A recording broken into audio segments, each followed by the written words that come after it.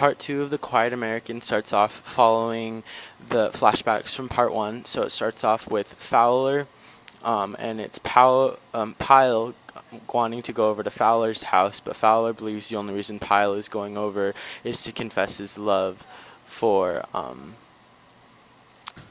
Fong. So Fong leaves because she insists that it's like just about business, but Fowler believes otherwise. So she leaves to her sister's house.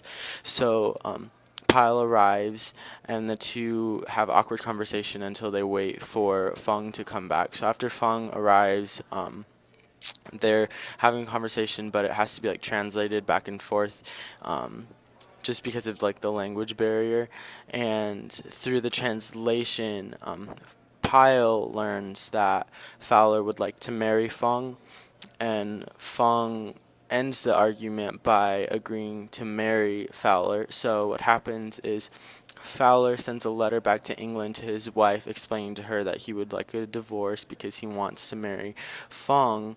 So he sends that letter back, and then so later there's this festival. It's like this religious festival, and Fowler decides to go, and there he encounters Pyle. So the two leave together at the end of the festival in the same car in order to like get back before curfew. And on the way back home, the car runs out of gas, and they walk because they don't want to stay at the car because they're afraid of like the Vietnamese guerrilla warfare. So they walk to this allied Vietnamese watchtower, and they're like the guards are too scared to shoot, and they don't have gas either. So Pyle and Fowler stay in the watchtower, but there's these patrol cars, I guess you could say, that come, and they force Fowler and Pyle to leave, so they have to escape by jumping out of the window, and Fowler breaks his leg, so Pyle has to carry Fowler through these rice fields in order to save his life, and eventually allies come and they save them. So Fowler spends some time in the hospital, and after he's done at the hospital, he goes home, and he finds Fong, and he finds a letter from his wife saying that she won't accept a divorce, and she won't agree to the divorce.